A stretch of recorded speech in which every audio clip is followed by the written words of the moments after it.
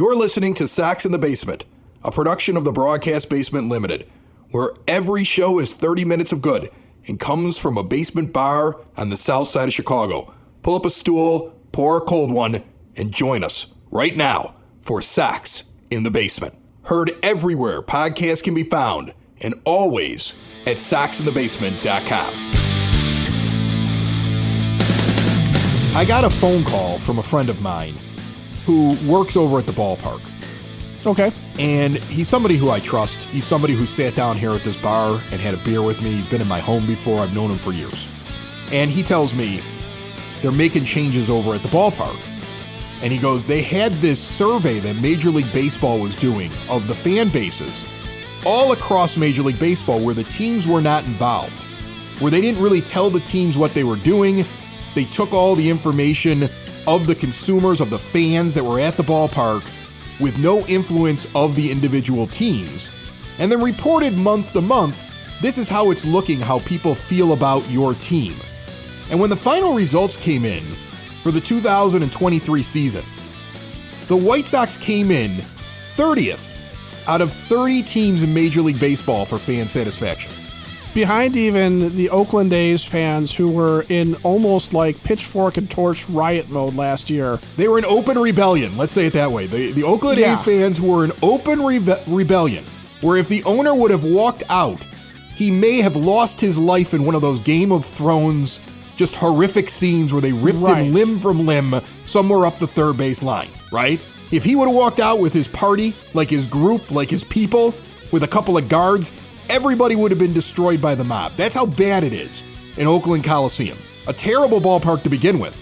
He might have actually been carried away by the rats in Oakland Coliseum too, let's be fair. Correct. And that guy and his ballpark and his customer service and the opinion of fans was better than the White Sox last year at guaranteed rate. This is a Major League Baseball Voice of Consumer VOC survey. And as a result, the White Sox are supposedly making a lot of changes. Like, for example, the restaurant that's attached, I can't remember the name of it, I think it's called White Sox Grill, that's attached to the ballpark. The bridge comes over. It's right there in the parking lot, up the third base line, that place. A different group will be managing it this year.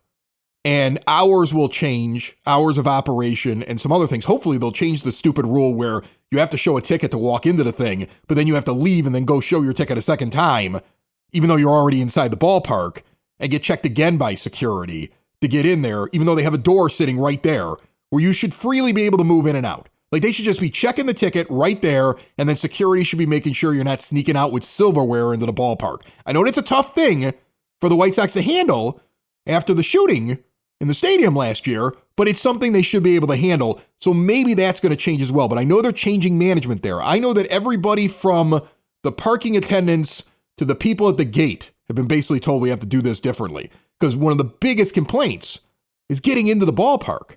And that's why the 100 level restrictions now are lifted. The idea that you have to have a 100 level ticket to go on the 100 level is going to be gone for this season, according to my source.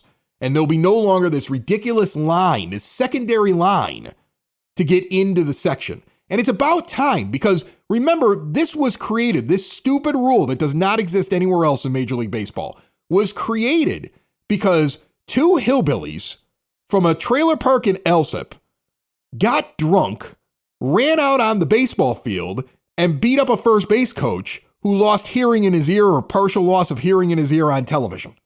And then the reaction was, we will never let 500 level people down there. And then when the pandemic hit, they wouldn't even let the 300 level people in there, even though they were paying more for their seat. They wouldn't even let them go down there. So you have this beautiful concourse, and you restricted half the stadium from ever going and visiting that concourse. And it was a stupid idea. We've talked about it before. That's going away. So kudos to Major League Baseball. I find it funny that the White Sox couldn't figure this out on their own. It had to be Major League Baseball pointing out that people are dissatisfied with your team. Well, that's Jerry for you, though, isn't it? I mean, what about his actions?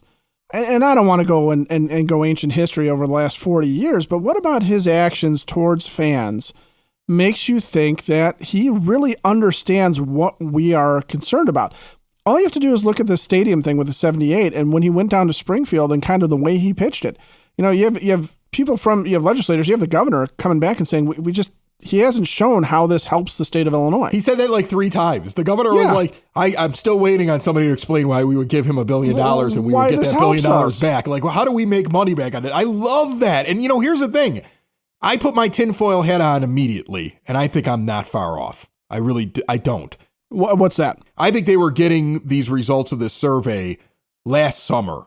And I think that it has crafted in the brains of upper management who deals with this and with Jerry Reinsdorf. And this has nothing to do with the general manager. That's the guy running the baseball field. But I'm talking about the other people within that building have started to say, well, the fans are angry. It can't be us. We're going to have to move. Can't be us. It has to be the neighborhood. It can't be us. Right. It has to be the way the stadium is set up. It can't be us. We need $1 billion. I really think after seeing that this survey happened all last year and hearing that these changes are coming from it, and again, I trust this person who told me this information, I really believe that they are using those results as another justification for the fact that we need to move out of Bridgeport. Well, and it's not just that, though, okay? Jerry's whole thing with this is, if you build it, they will come. He has not mentioned how the stadium will impact positively the Chicago White Sox organization on the field product, right? He has not explained to anybody in Springfield how this is going to make the city of Chicago better, how this is going to make the state of Illinois better. What Jerry is doing is he is still stuck in 1980s and early 1990s Cubs baseball, Chicago Cubs baseball, where the Tribune Company made a ton of money as a media empire, used the Cubs as content to further that media empire, right? Didn't care about winning, right? Lovable losers. You could come in second as long as there was hope on the north side of Chicago. There were people filling the stands and spending money on Cubs gear and spending money on Cubs beer, right? That's what he's envisioning. And he's looking at Bridgeport going, well, that's not a party place. Okay, that's not a location for people to come to. If I give us a location, everybody will flock here and love the White Sox because they will love the location. No, but I think it's even more sinister. I think the billionaire doesn't like being told that he's wrong and that he's a bad owner. And I think the billionaire looks at a survey like that and takes umbrage to it and says, well, then forget this neighborhood. I'll go find new fans. I really think that's how this guy thinks. Well, and that's entirely possible, too. That's why he's bad-mouthing everybody that's his regular loyal fans.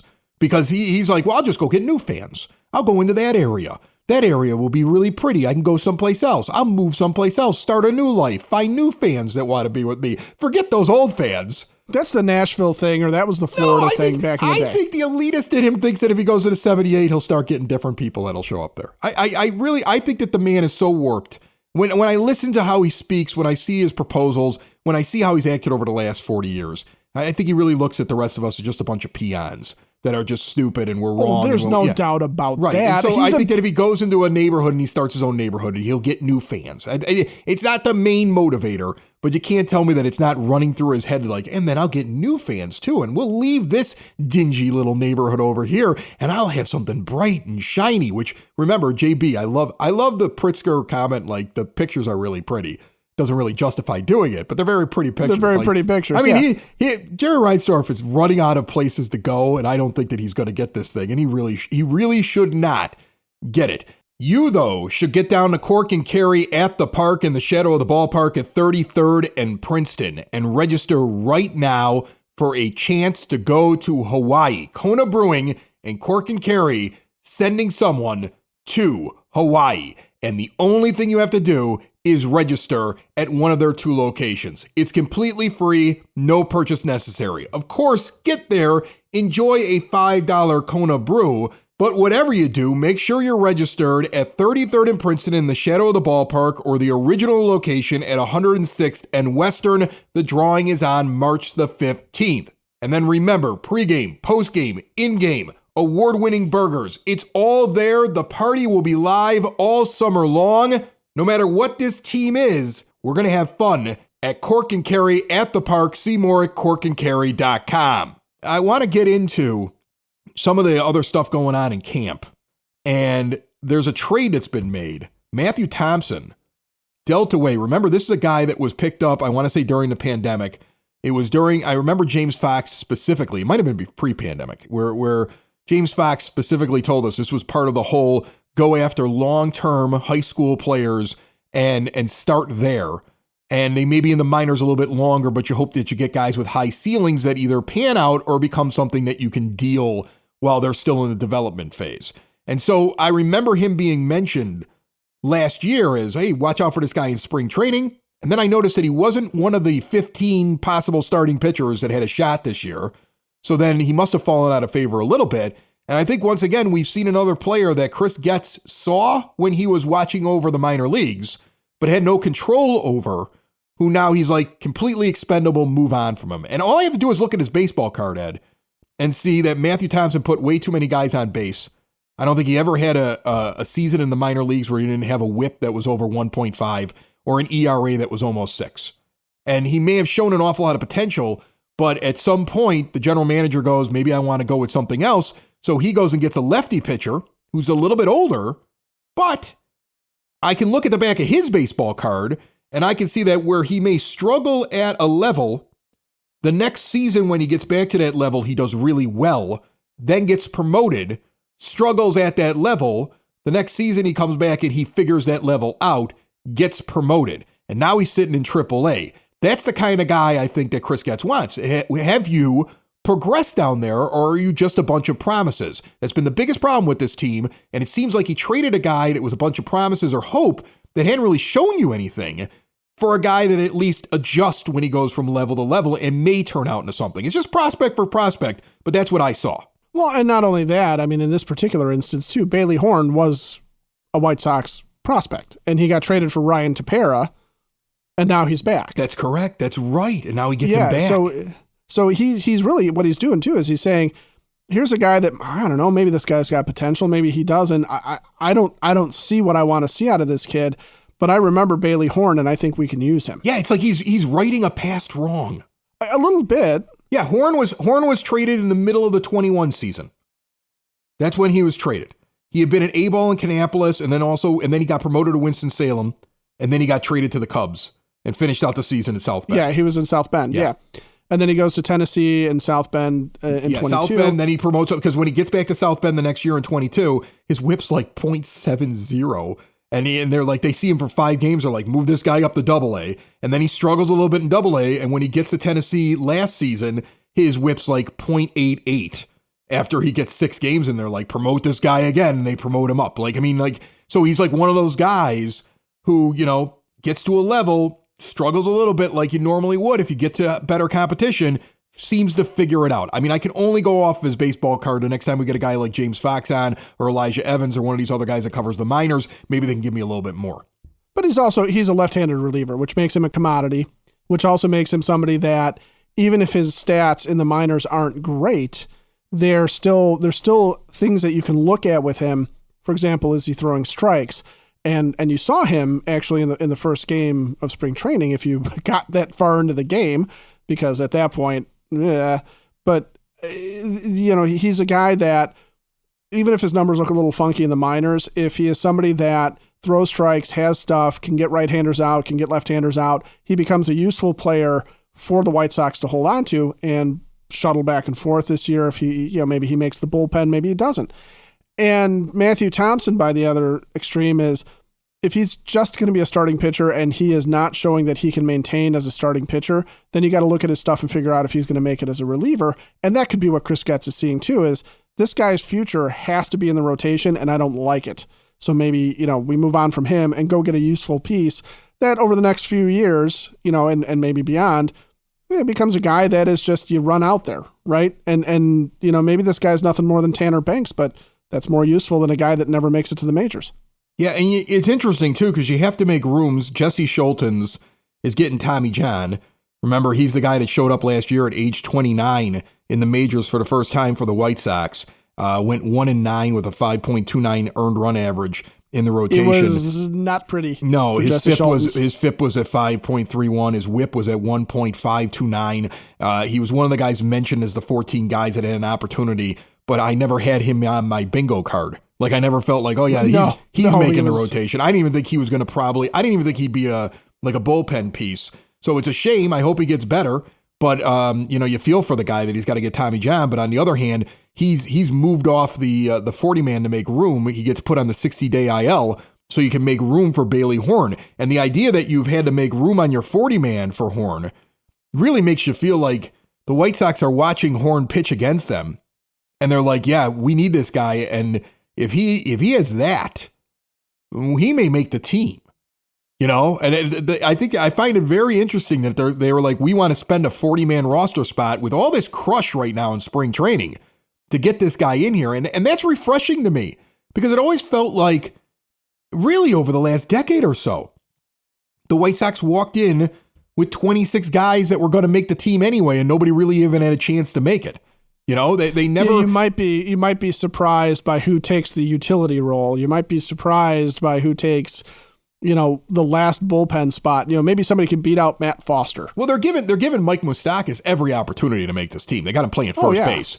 Did you see that play that he made a couple days ago? He makes a play where he has to run backwards from first, and Gavin Sheets is in right field. If there was ever something that told you why the White Sox may pick Moustakas over Sheets, it felt like Moustakas had to run further than Sheets would have had to run to get to that ball, at least to the naked eye, me watching that replay.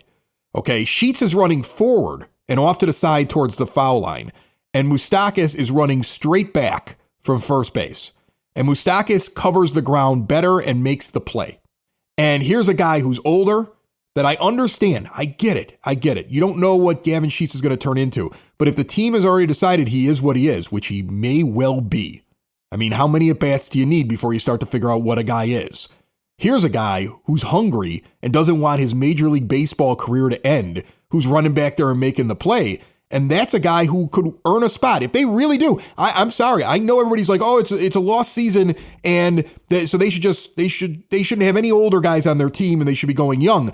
But if they really believe what they keep saying about the fact that they want to be competitive this year and they want to change the culture and they want to turn it around quick, watch out for Mike Moustakas, who's playing in multiple positions right now and getting a look over at first base. They're sitting there saying to themselves, here's a guy we want to make sure that he can play a couple different positions. Let's see what he can do. And with that kind of an effort, again, there's a surprise. I love the depth and the way that they're basically saying, if we even have an inkling that a guy could be good for us, why don't we go get him? And that's how Bailey Horn ends up on the team this week. And that's why Mike Moustakas is in camp. And you're right, in terms of Gavin Sheets, and I think as fans, we got to get over the idea that the Rick Hahn, Kenny Williams core is still looking at upswing, a lot of them. That's why Gavin Sheets has 296 major league games under his belt. All right. And he's a 229 career hitter. The OPS is 690. He's not shown that he's a power hitter. I mean, 36 home runs in the majors isn't great. He only hit 39 homers in 370 games in the minors. This idea that he is still going to develop into Adam Dunn or something like that, he very well may be. He is what he is. Well, I wouldn't want him to develop into Adam Dunn. I never liked Adam Dunn. Adam Dunn was a terrible signing. Okay, Adam Dunn on the Reds or the Nationals. Okay, how about that? On a different team than the White Sox. Okay, Adam Dunn, not in black and silver. You have this idea of the promise of Gavin Sheets, just like people still cling to the idea that Yohan Moncada could resume his 2018 form 6 years later. The idea that Michael Kopech is still a frontline starter, even though he's shown nothing to give you an idea that that's the case. He is doing the interview circuit, though. He's moving around. They really want you to believe in him. And again, show me. I think they want a bunch of other teams to believe in him too. Right. Show me. That's my thing with him. And that's where we are with this camp is really like, Gavin Sheets, honestly, Gavin, you want to show that you're better than Mike Moustakas at Mike Moustakas' advanced age when he's no longer considered a viable starter in Major League Baseball. When he's no longer, a star by any stretch and warrants only a minor league contract, you want to show you're better than this veteran, you better prove it. If you're Bailey Horn and you just got traded to this team, you better show that you're better than the other left-handed relievers in camp and show that you warrant your 40-man roster spot and that you warrant Chris Getz's faith in bringing you back to the organization from whence you came. So, there's a lot of this idea that we're rebuilding again. We got to go young and give all these young guys still a chance. I mean, really, honestly, when I break it down, I'm looking at, You want to tell me Jordan Leisure needs a chance to try and show that he can close games? I'm with you on that one. He got a hold. He got a hold on Monday. He came in and he pitched. He had one strikeout, pitched an inning, kept it clean, got a hold. I know it's just spring training. That's the same game that Nastrini was in, where he had a really good 2 innings. Right. He gave up that one triple, which may not have been the best defense behind him, but that's a guy that if he isn't giving up walks, watch out for him finding his way into the rotation. That's a guy that Michael Kopech needs to be concerned about, because he's going for one of those spots. That's who you're looking at. We need to adjust and start looking at actual rookies, at actual minor league prospects, because the major league core of this team, there's a certain degree of they are what they are at this point. And Gavin Sheets, I'm sorry, I have no idea why Gavin Sheets is meriting any conversation at this point, because a career 229 hitter after 296 games who can't field, he doesn't have a place on the White Sox roster. I don't understand why he would have a place on the White Sox roster. I think the only argument that I've seen about it is the idea of, well, he's still young, and what if all of a sudden he does something? Why would you give up on that when you already know what Moustakas is and it's a lost season? And I think my response to that is, I think the White Sox as an organization are done with the idea of, we're just going to take extra losses waiting for one of these guys with potential to finally come around. We want to actually have a team that goes out there and has an opportunity to win games. And even though it's stupid, it's far-fetched, they really got no chance at their division.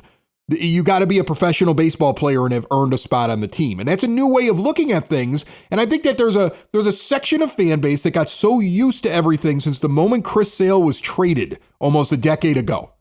And the idea was, now we're in this rebuild, and you just make all your decisions based upon the long term and the development of young players. They're confused by what's happening in this camp, but there's a reason why there's so many veterans in this camp, because they're not doing that type of build. They're not going to go fully young because they can't. They just can't field a team that is all rookies and all prospects. I mean, yes, in theory they could in some ways do it, but it's not worth it to them. Okay. It's not worth it to rush Colton Montgomery up. It's not worth it to them to rush Brian Ramos if you don't feel like he's ready, or Lenine Sosa if you don't feel like he's ready, because that was a Rick Hahn, Kenny Williams move too. If you go back and look, and I did this, and I don't have the numbers written down or anything like this, but you talk about teams that bring prospects to the major leagues. Okay. And the White Sox have a surprising number of prospects, of first round draft picks, second round picks, draft picks that they brought to the major leagues, but they're all busts. Okay. A lot of them are guys that they brought up in the Kenny Williams regime. They brought them up. They saw what they could do. They couldn't do anything. And then they left them out to dry and had to move on from them. Carson Fulmer is a perfect example of that. He was rushed to the majors, and he was not ready to be a Major League Baseball player. And his career is screwed because he's never really had a chance to fully develop into anything. He was never given a chance to develop into a high leverage reliever or a starter. And I'm not a Carson Fulmer apologist, but no, but it's a fair point, because I mean, just recently, I want to say in the last week or so, we saw another contract that was bigger than what the White Sox have ever handed out. The Pirates with yet another contract bigger than what the White Sox have ever handed out. They gave $77 million to Mitch Keller. And Mitch Keller's, the GM before the current one in there for Pittsburgh, would bring him up and down and acted that way with him as a pitcher, and he would look like a lost thing. And when the new general manager walked in, they were like, send him down and restart him, and then bring him around the way that they should have brought him around in the first place. And when they did that, look what he turned into. Okay, so it really does make a difference. And it does, when you see the team moving on from prospects like Matthew Thompson, okay, it does make a difference if you have a general manager who is willing to let guys develop and see what they really have. There's no shame in sitting there saying, let's say Dominic Fletcher, they decide he's really not ready to be the right fielder of this team. There's no shame in sending him down and letting him figure something out. Okay. The Sox do this and have done this for so long, where we as fans have almost watched White Sox draft picks be treated the way Bulls draft picks or Bears draft picks are treated, where the higher the draft pick, the more they're expected to immediately perform. And you see that with Garrett Crochet. You saw that with Chris Sale. And granted, it worked with Chris Sale, but you can't tell me Brian Anderson was ready in 2006. He wasn't. He was not ready to be the full-time center fielder. And I think it cost them the playoffs that year in a lot of ways. You can't tell me that every guy that they have said, watch this guy, he's going to be something that they've brought up has worked out. And there's a first baseman on this team that we're still sitting here going, when is Andrew Vaughn going to show what we were told Andrew Vaughn was going to be when he's given less than 100 games in the minors to do anything. And he lost a season because of COVID. That guy should not have been brought up when he was brought up.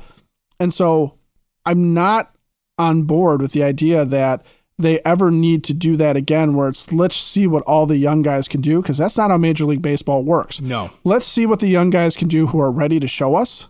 And then you got to fill out the rest of that roster with Major League talent, even if it's a replacement level, even if it's fringe guys, even if it's, a quad A bullpen, just to have guys out there. But professional baseball players, and then if you're an actual prospect, show me what you can do. And that's where the White Sox are. And welcome to actually having some semblance of how a professional baseball team is supposed to work on the field. I think this is going to be very different, especially for people that are covering the team. I think Scott Merkin is great for all the information he gives us. He's very gracious with his time, and he has a real finger on the pulse of what's going on with the team. But I do remember when he was on the show last time, him like, well, you don't really make a lot of changes. You kind of know who you're going to be bringing with you. I think that's true for their starting 9 almost on the field. And it's true for 3 pitchers, maybe out of the 5 on the rotation thing. But there's a lot of questions with who's going to be in the bullpen, a lot of questions as to who's going to fill out that bench, and a lot of questions as to who's in the back end of that rotation. There's lots of things. And I think it's going to be surprising to some who are used to the way the White Sox used to do business when they see certain names just kind of be, well, why would they get rid of that guy? They had control over him. Why would they move that guy down? He's the younger version. Why would they go with this guy? I think we're going to see some change here. I think we're going to see some things that are very different.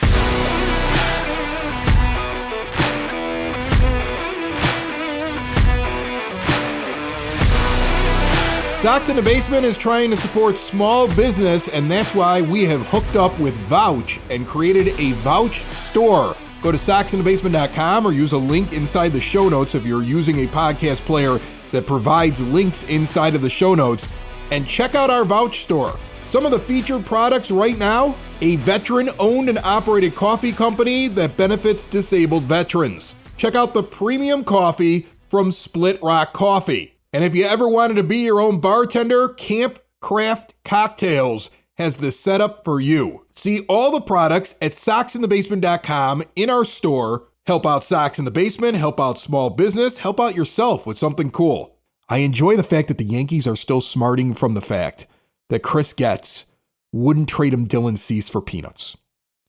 USA Today, Bob Nightingale, who was always a mouthpiece, it felt like, for Kenny Williams and possibly for Jerry Reinsdorf directly, had a blurb in his last thing or whatever he put out. It was like on the 25th of February, because I marked this here. And he was going through all the things going on around Major League Baseball. It was right after Cody Bellinger signed with the Cubs. And he had a blurb that said that the New York Yankees would prefer to trade for Chicago White Sox ace Dylan Cease instead of signing free agent Blake Snell, who's still out there. But they are at a standstill with the White Sox. They refuse to part with top outfield prospect Spencer Jones in any package for Snell, while the White Sox are insisting on him. I love it. And when you see that blurb, that's coming from the Yankees. They're so frustrated. They're complaining about it. And I love the fact that the general manager is saying, nope, this is what he's worth. If you don't think that if you don't want to give him Spencer Jones, you better really make up for it somewhere else. You better give me a better package. I love that he's holding out for them, because what that shows is that Getz is not going to get pushed around. He's going to sit there and say, well, then I'll just have him start opening day. I'll wait for somebody else to pay the price. And here's the Yankees. They're in camp, and they don't want to pay Blake Snell. In fact, it goes on to say they're not going to consider a short-term deal with Snell or any early opt-outs, which is what Boris was able to get with the Bellinger thing. And they've offered a 5-year, $150 million contract for Snell, but there was no counteroffer. And if the Yankees sign Snell, they get taxed at 110% because of the luxury tax while losing out on 2 draft picks. They want Dylan Cease so bad. And Chris Getz is smart enough to actually see, well, if you want him, you better pay for him. And if they don't pay, I'm fine with it. I'm still fine with it. I would rather walk away from the table than give away a guy like Dylan Cease. No doubt about it. And yeah, to hear the Yankees whining, There's some whining. That's whining through Bob Nightingale. That's how I read that. Chris won't play nice with us. He won't share his best toys. These teams in the Midwest, these teams in between California and the East Coast are supposed to just give us what we want. Don't they listen to John Heyman talk about it on MLB Tonight? Don't they hear all the people that we give, first pick at the buffet telling them they should do it? Don't they hear all these national people telling them that they should do it? I mean, I've been waiting for years for a guy who would sit there and say, we're just as valuable as the Yankees. Like, I know we're not as good as them. I know we don't have the payroll, and I know we don't have as good of an odor, and I know we got a lot of shortcomings. But, my uncle, and I think my dad has done it too. I don't know who came up with it first, but they always had this thing like when they would look at a player, is it good enough to be on the Yankees? That's just how they would look at things, right? Like, that's the class organization. Right. Yeah, and the White Sox, the way you look at it. And the White Sox always sell themselves short as like some, little stepbrother that gets kicked around and would succumb to a deal because that's the best the Yankees would give them. And I love the fact that Getz is like, I envision Chris Getz. I know it's crazy. Just standing there, 2 middle fingers in the air saying, nope. I love it. I love it. Sox in the basement. Sox in the basement. Sox in the basement. Sox in the Basement. Heard everywhere podcasts can be found and always on soxinthebasement.com.